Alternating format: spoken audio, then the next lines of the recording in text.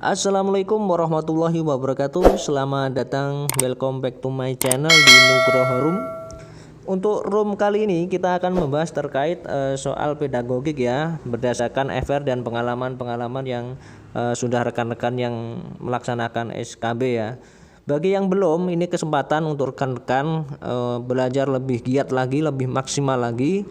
Bagi yang sudah melaksanakan namun hasilnya tidak sesuai dengan harapan, jangan khawatir, jangan berkecil hati, rezeki tidak akan kemana. Ingat, untuk 2021 itu tetap diadakan tes CPNS 2021 ya, masih tetap ada.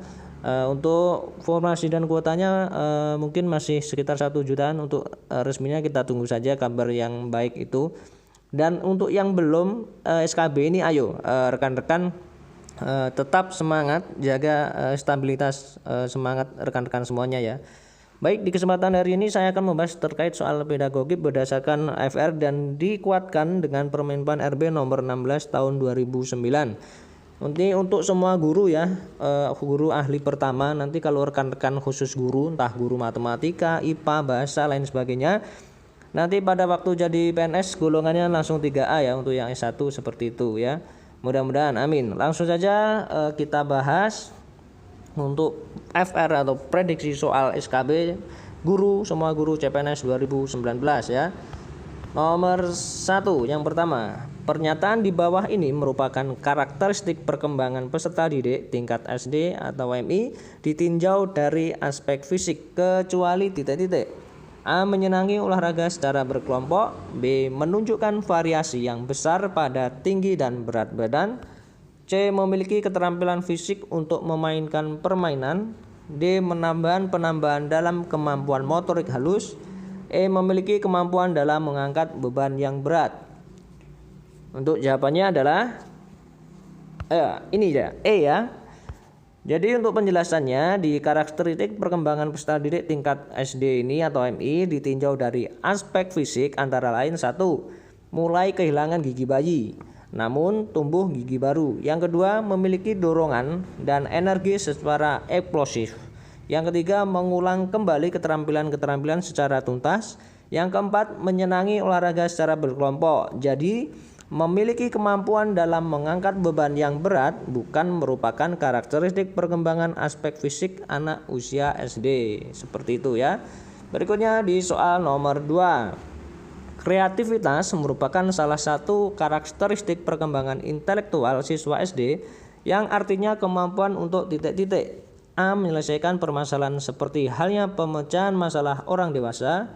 B. Memecahkan masalah-masalah dalam kehidupan sehari-hari yang sering dilakukan dan menghasilkan kepuasan kepada dirinya sendiri dan orang lain. C. Penalaran yang menggunakan logika-logika yang dapat diterima oleh semua orang dan menghasilkan penyelesaian persoalan untuk mengambil keputusan. D. Berpikir tentang sesuatu dengan suatu cara yang baru dan tidak biasa serta menghasilkan penyelesaian yang unik terhadap berbagai persoalan atau permasalahan. E. Mengembangkan ide-ide secara cerdas dalam rangka penyelesaian masalah-masalah yang dihadapi dalam kehidupan masalah sekarang maupun masa yang akan datang. Mana jawabannya? Jawabannya adalah ya, D ya. Untuk penjelasannya, rekan-rekan harus tahu dulu kreativitas ya. Kreativitas itu merupakan salah satu karakteristik perkembangan aspek intelektual pada siswa tingkat sekolah dasar atau MI.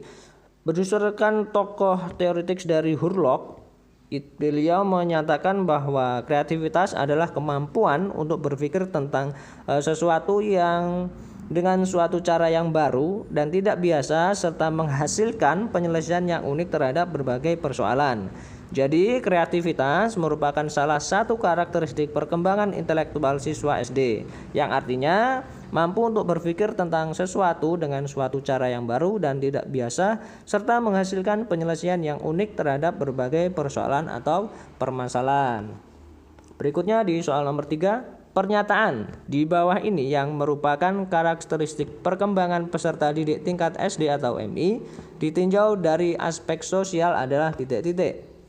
A. Mulai menyukai teman sesama jenis, berperan serta dalam permainan logika. C. Menyukai teman sebaya lawan jenis. D. Dapat bekerja dalam durasi waktu yang lama. Belum dapat beradu argumentasi. Untuk jawabannya adalah A ya, mulai menyukai teman sesama sebaya ya, terutama jenis. Karakteristik perkembangan peserta didik tingkat SD itu dari aspek sosial di antara lain mulai dapat bekerja sama dengan kelompok, memiliki keasikan sendiri, dapat beradu argumentasi, dan menyukai teman sebaya sesama jenis ya. Jadi yang termasuk cara belajar anak dalam fase perkembangan perilaku moral dan mulai menyukai teman sesama jenis, artian dalam konteks rekan sejawat ya, seperti itu, bukan konteks yang lain. Berikutnya nomor 4, pernyataan di bawah ini yang bukan menurut masuk karakteristik perkembangan peserta didik ditinjau dari aspek emosional adalah titik-titik. A. Memiliki rasa sensitif dan mudah tersinggung dalam intensitas yang ringan. B. Menampakkan marah apabila mengalami kesulitan di sekolah. C. Mulai muncul perasaan simpati kepada orang yang lebih dewasa. D. Memiliki rasa humor yang diekspresikan dalam lelucon praktis. E. Kesulitan memulai sesuatu tetapi jika berhasil akan bertahan sampai akhir. Mana kira-kira untuk karakteristiknya? Ya, jawabannya adalah C ya, mulai muncul perasaan simpati kepada orang yang lebih dewasa ya, itu jarang sekali. Jadi menurut Hurlock, karakteristik perkembangan emosional anak itu usia SD, yang pertama kesulitan memulai sesuatu tetapi jika berhasil akan bertahan sampai akhir ya, right and error biasanya, mencoba-coba. Yang kedua, menampakkan marah apabila mengalami kesulitan di sekolah. Nah ini sering kita pahami ya, ketahui kalau kita berhadapan langsung di sekolah ya. Yang ketiga, memiliki rasa humor yang diekspresikan dalam lelucon praktis ya, sering bercandaan ya anak-anak SD itu. Yang keempat, memiliki rasa sensitif dan mudah tersinggung dalam intensitas yang ringan. Ya, jadi mulai muncul perasaan simpati kepada orang yang lebih dewasa bukan merupakan karakteristik perkembangan emosional anak usia SD, seperti itu. Berikutnya untuk nomor 5, perkembangan perilaku moral dan perkembangan konsep moral merupakan fase-fase perkembangan moral yang harus dicapai seorang anak. Pada fase perkembangan perilaku moral, seorang anak belajar melalui cara-cara berikut, kecuali A. Coba ralat, B. Pendidikan langsung, C. Identifikasi, D. Observasi, E. Trial and error. Nah, kecuali ya. Jawabannya adalah D ya, observasi. Jadi menurut Hurlock ini perkembangan moral anak terdiri atas 2 fase. Yang pertama, perkembangan perilaku moral. Yang kedua, fase kedua, perkembangan konsep moral atau metode-metode yang digunakan agar anak mengalami fase perkembangan perilaku moral terdiri atas coba ralat ya, atau trial and error, pendidikan langsung, dan identifikasi. Jadi yang bukan termasuk cara belajar anak dalam fase perkembangan perilaku moral adalah observasi ya, itu tidak termasuk. Berikutnya di soal nomor 6, pada anak usia sekolah dasar sering disebut usia berkelompok. Pernyataan tersebut menunjukkan karakteristik perkembangan anak dalam aspek titik-titik. A. Fisik, B. Emosi, C. Sosial, D. Moral, E. Intelektual. Mana kira-kira jawaban yang tepat? Ya, jawabannya adalah C ya, sosial. Jadi dari menurut Hurlock, karakteristik perkembangan aspek sosial anak usia tingkat SD. Yang pertama, anak berminat dalam kegiatan dengan teman sebaya. Yang kedua, ingin menjadi bagian dari kelompok yang mengharapkan untuk dapat menyesuaikan diri dengan nilai dan perilaku. Serta yang ketiga, minat para anggota kelompok berdasarkan karakteristik perkembangan sosial tersebut. Usia ini juga disebut usia berkelompok. Jadi pada usia berkelompok menunjukkan karakteristik perkembangan anak dan aspek sosial. Berikutnya di soal nomor 7. Pada mata pelajaran PKN, salah satu minat siswa usia sekolah dasar yang dapat teridentifikasi dalam proses pembelajaran adalah minat terhadap titik-titik. A. Masalah sosial, B. Bidang olahraga, C. Penampilan, D. Tubuh manusia, E. Kesehatan manusia. Ingat pada konteks mata pelajaran PKN ya. Jawabannya adalah A ya, masalah sosial. Jadi di tingkat SD itu yang pertama untuk identitas minat anak usia SD ya, minat terhadap tubuh. Yang kedua, minat terhadap kesehatan tubuh, minat terhadap sekolah, minat terhadap status dan simbol, dan minat terhadap penampilan, serta minat terhadap masalah sosial dan sebagainya. Untuk pembelajaran mata pelajaran pendidikan kewarganegaraan atau PKN merupakan salah satu cara guru untuk mengidentifikasi minat siswa terhadap masalah sosial. Substansi kajian dalam mata pelajaran PKN sangat berhubungan dengan minat-minat siswa terhadap masalah sosial, bukan bidang olahraga atau kesehatan atau tubuh manusia. Jadi, mata pelajaran PKN atau pendidikan kewarganegaraan merupakan salah satu minat siswa usia tingkat SD yang dapat diidentifikasi dalam proses pembelajaran adalah minat terhadap sosial ya, masalah sosial. Berikutnya di soal nomor 8. Dalam proses pembelajaran matematika ya, khususnya ketika guru mengaitkan materi pelajaran dengan kebutuhan hidup sehari-hari, maka guru telah berupaya agar pembelajaran memungkinkan bagi guru untuk mengidentifikasi minat siswa terhadap titik-titik. A. Status, B. Kesehatan, C. Penampilan, D. Sekolah, E. Pekerjaan. Mana kira-kira yang tepat?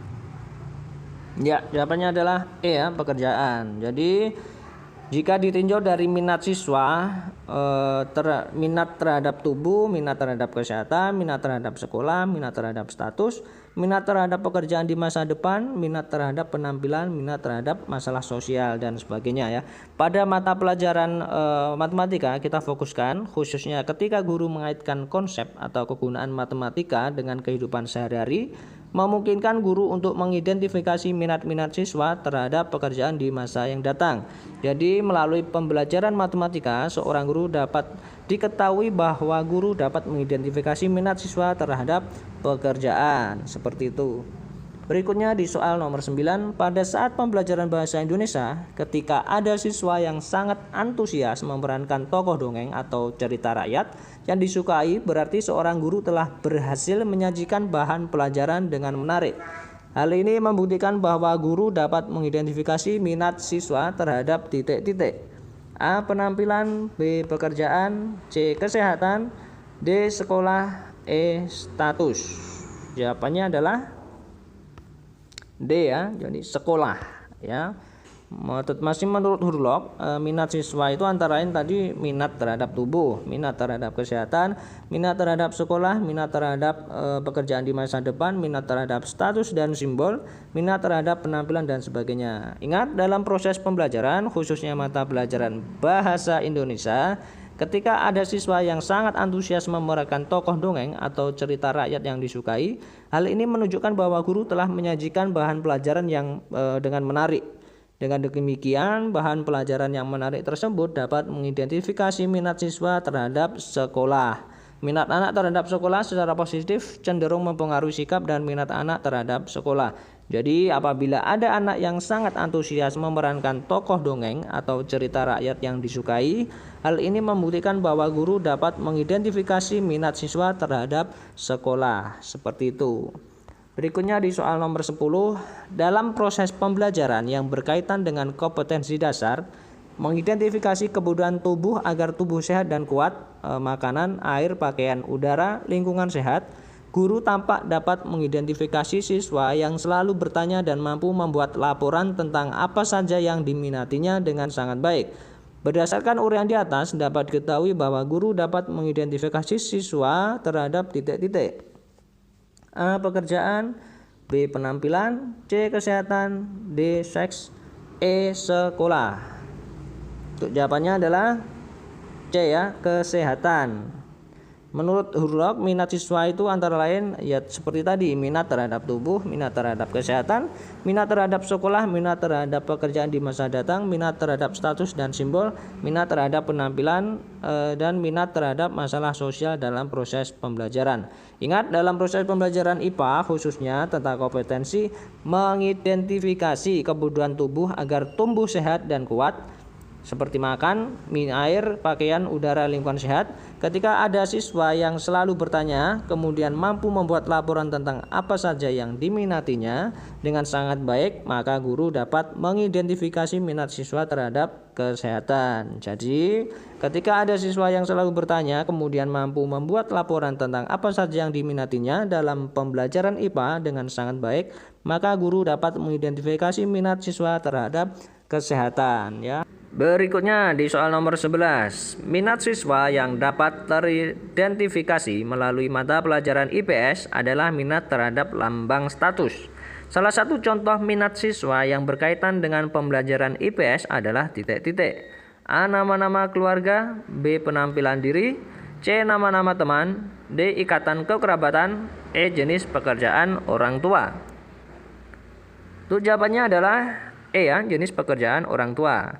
Jadi tetap masih menurut Hurlock, jadi minat siswa itu antara lain minat terhadap tubuh, minat terhadap kesehatan, minat terhadap sekolah, minat terhadap pekerjaan di masa depan, minat terhadap status dan simbol, minat terhadap penampilan, atau minat terhadap masalah sosial.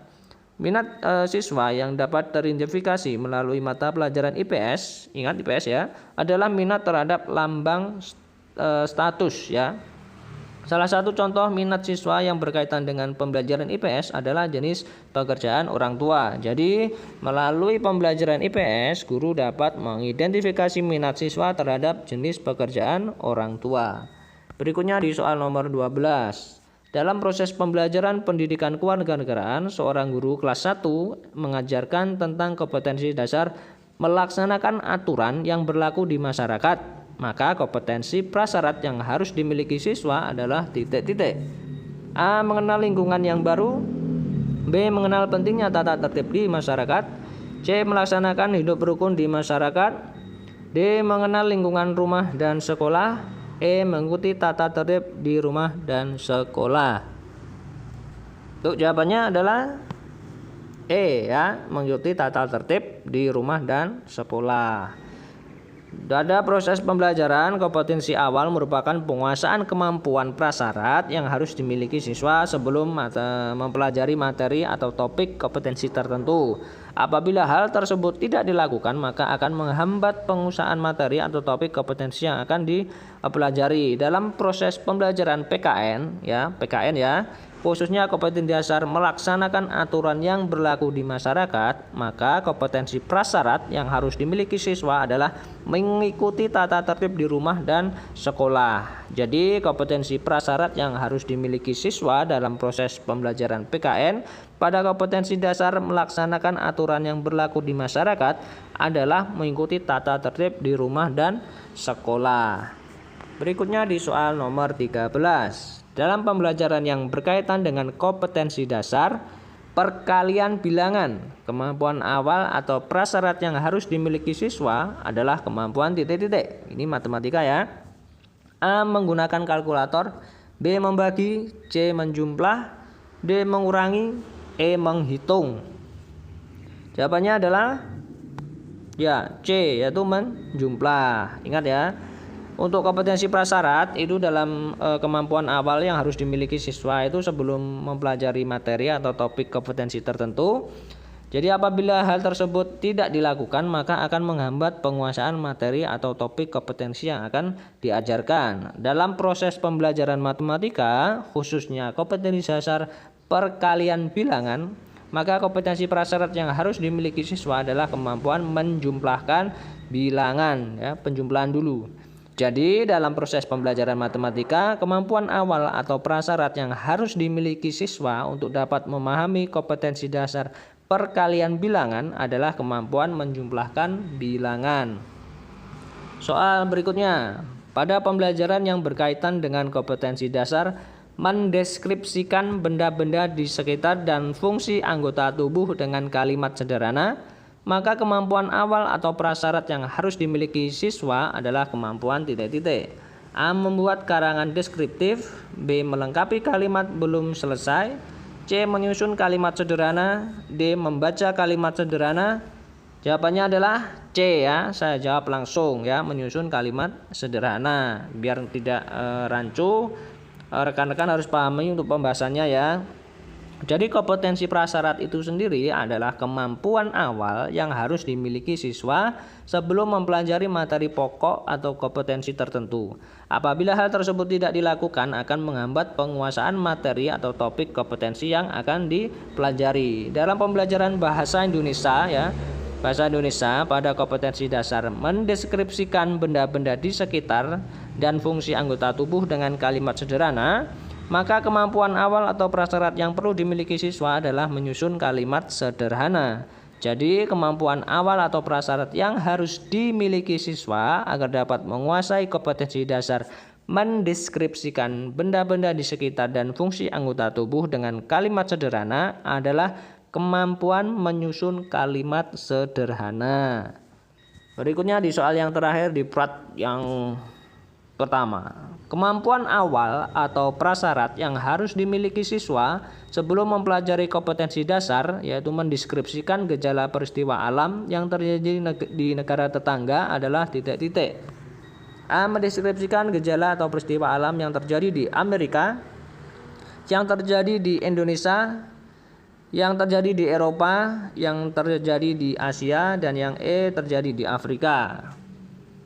Ingat, kata kuncinya adalah negara tetangga, jangan jauh-jauh. Jawabannya adalah B ya, yang di Indonesia dulu. Untuk penjelasannya, saya ingatkan sekali lagi, kompetensi prasyarat itu adalah kemampuan awal yang harus dimiliki siswa sebelum mempelajari materi, topik, atau kompetensi tertentu. Apabila hal tersebut tidak dilakukan, maka akan menghambat penguasaan materi atau topik kompetensi yang akan diajarkan.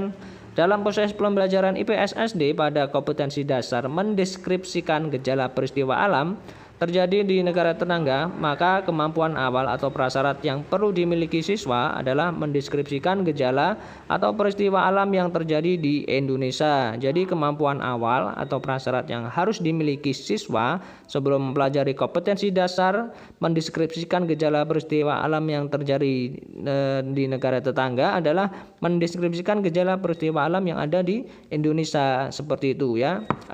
Dasar ya, kompetensi prasyarat seperti itu. Baik, itu tadi 15 soal penjabaran terkait soal SKB ya. Semoga bermanfaat apa yang telah saya sampaikan. Jangan lupa untuk rekan-rekan tetap semangat, rekan-rekan subscribe, like, dan share, komen ya. Jadi walaupun yang dislike atau mungkin like, saya berterima kasih untuk evaluasi dan kedepannya lebih baik. Semangat, saya akan mengupload terus ya, agar rekan-rekan bisa menambah relevansi dan khasanah keilmuan terkait persiapan SKB ya. Saya doakan semoga lolos, tetap semangat, jaga kesehatan. Saya undur diri. Wassalamualaikum warahmatullahi wabarakatuh.